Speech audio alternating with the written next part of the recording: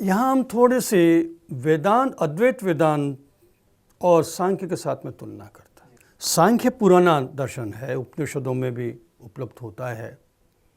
वो इतना उपनिषदों में उपलब्ध होने वाला सांख्य इतना परिष्कृत सांख्य नहीं है, पर फिर भी सांख्य के तत्व काफ़ी मिलते हैं, तो कह सकते हैं कि वो वेदांत से पुराना दर्शन है सांख्य दर्शन।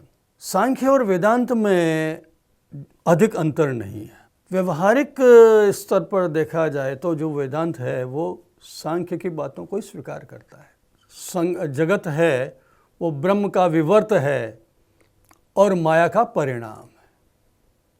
ये जो वेदांत में माया है ये और कोई नहीं, प्रकृति ही है, क्योंकि माया भी वहाँ त्रिगुणात्मक है।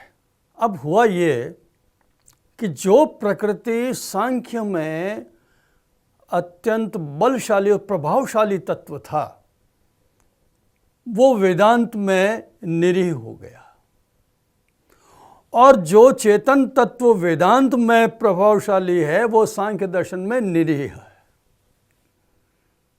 सांख्य में पुरुष की भूमिका नगण्य सी है, खाली बस वो सन्निधि मात्र तक उसकी भूमिका है, अन्यथा उसकी कोई भूमिका नहीं। वहाँ जो कुछ भी है वो प्रकृति है। देखा जाए तो प्रकृति बहुत प्रभावशाली प्रमुख तत्व है सांख्य दर्शन में। ये सांख्य दर्शन की एक विशेषता है, वैशिष्ट्य है। और वेदांत में आते ही प्रकृति तत्व कमज़ोर हो जाता है, वो ब्रह्म की शक्ति, माया शक्ति के रूप में हो जाता है। गौण तत्व हो गया, प्रमुख तत्व वहाँ ब्रह्म तत्व है। चेतन तत्व वेदांत में प्रमुख तत्व है, जबकि सांख्य में देखा जाए तो अचेतन तत्व है वो प्रमुख तत्व है, क्योंकि सारा सृष्टि का विकास उसी से होता है और वो होने वाला वो परिणाम है उसका, और वो वास्तविक है। वेदांत में वो मिथ्या है, सांख्य में ये वास्तविक है।